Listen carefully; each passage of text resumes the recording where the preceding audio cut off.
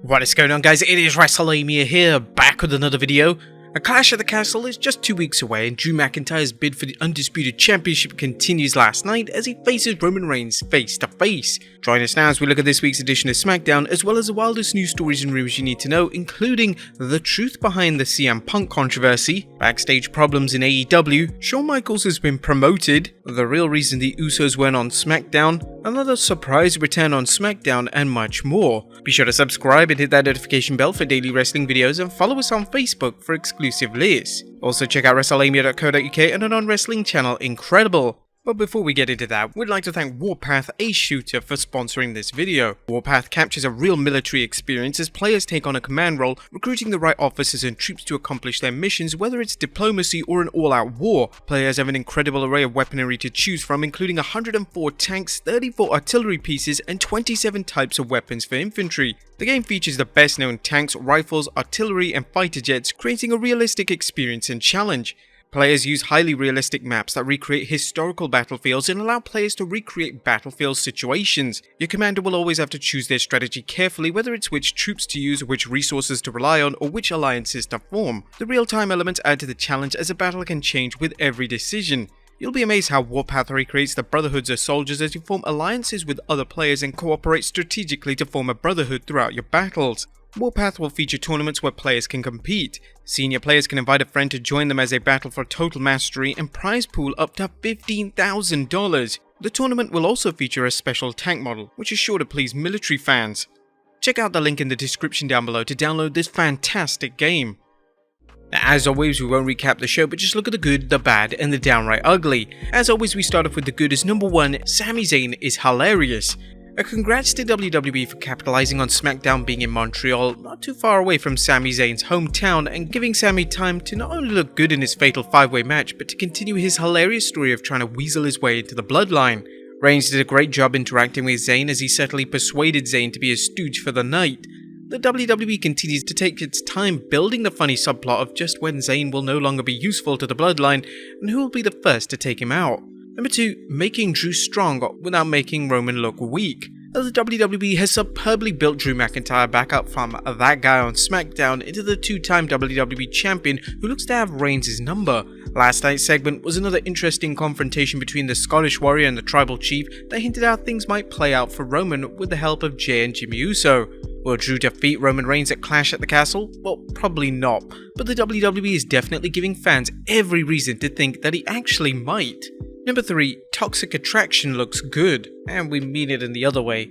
Toxic Attraction has been crushing it on NXT, so having them substitute for Zoe Stark and Nikita Lyons in the women's tag team tournament was the ideal choice. As for the reasons why Stark and Lyons missed the tournament, be sure to check out the news. Gigi Dolan and JC Jane have shined alongside NXT Women's Champion Mandy Rose on NXT 2.0, and having them advance to round 2 was a great way to introduce them to the main roster for their eventual call-up. And number 4, a fun Fatal 5-Way. Another great move was last night's decision to determine Gunther's Clash at the Castle opponent via a Fatal 5-Way match between the top contenders Sheamus, Madcap Moss, Happy Corbin, Sami Zayn, and Ricochet. Sheamus was the right choice as fans in Cardiff can watch 2 UK Colossuses clash. As the rumour mill continues to churn out stories that Gunther is getting a major push, expect to see some major action when Sheamus and Gunther do battle. But that was good. What about the bad? Is number 1, booking Liv like a punk.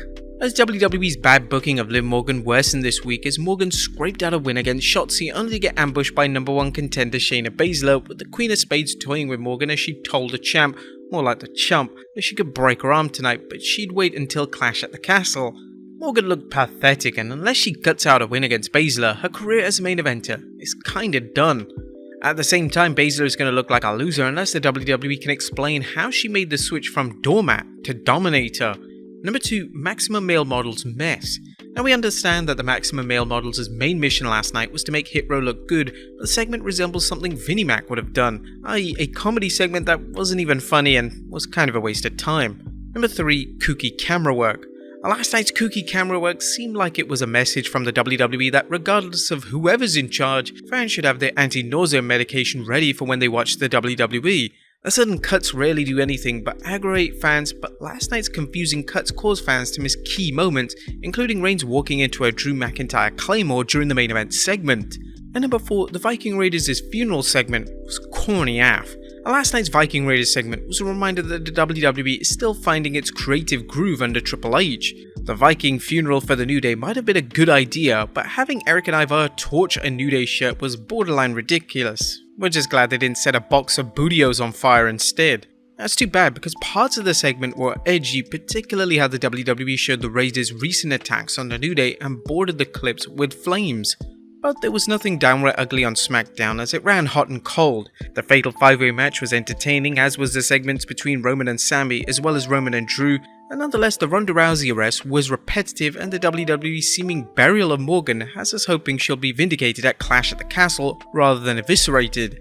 Despite a hot crowd, Smackdown was all over the place and wasn't as well structured as previous shows. What do you think of the blue brand this week? Let us know in the comments down below. Now let's move on to the news.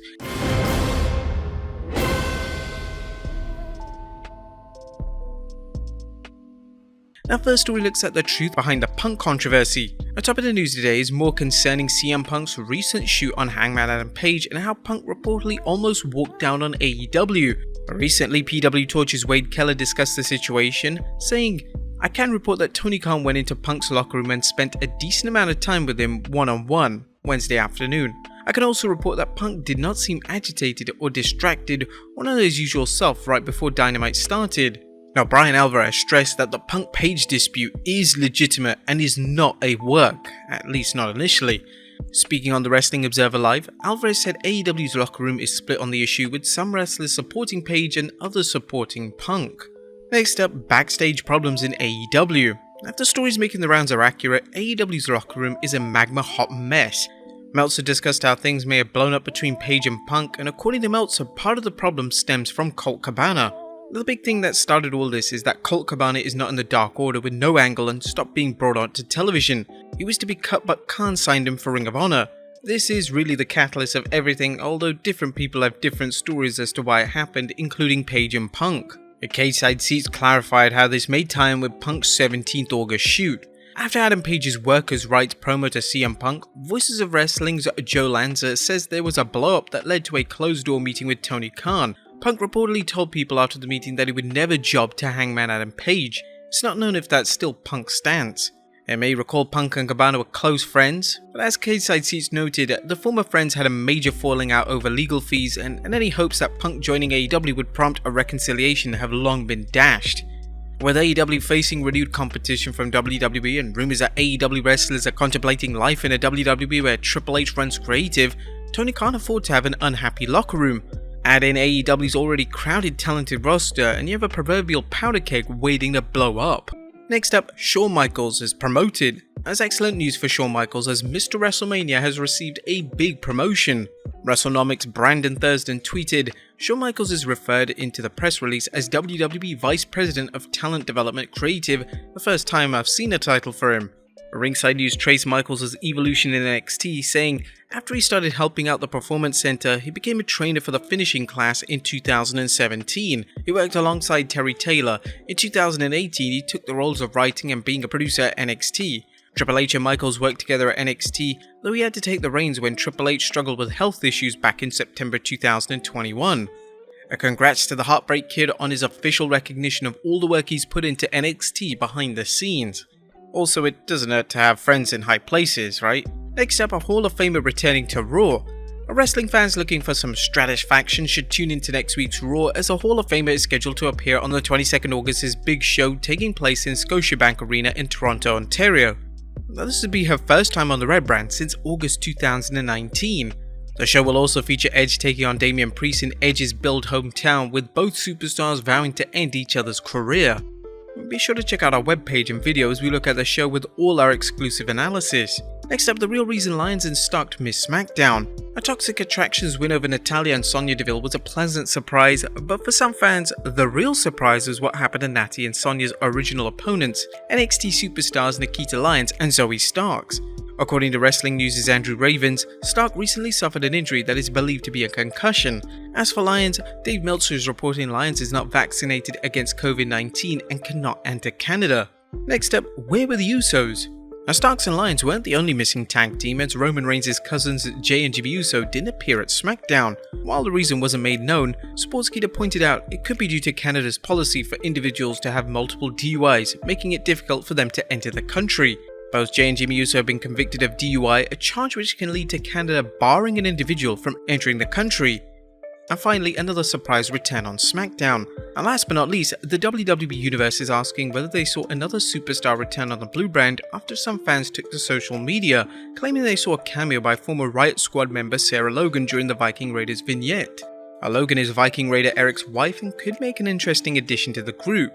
Do you think she should join the Raiders? Let us know in the comments down below, and I'll see you next time with some more wrestling content.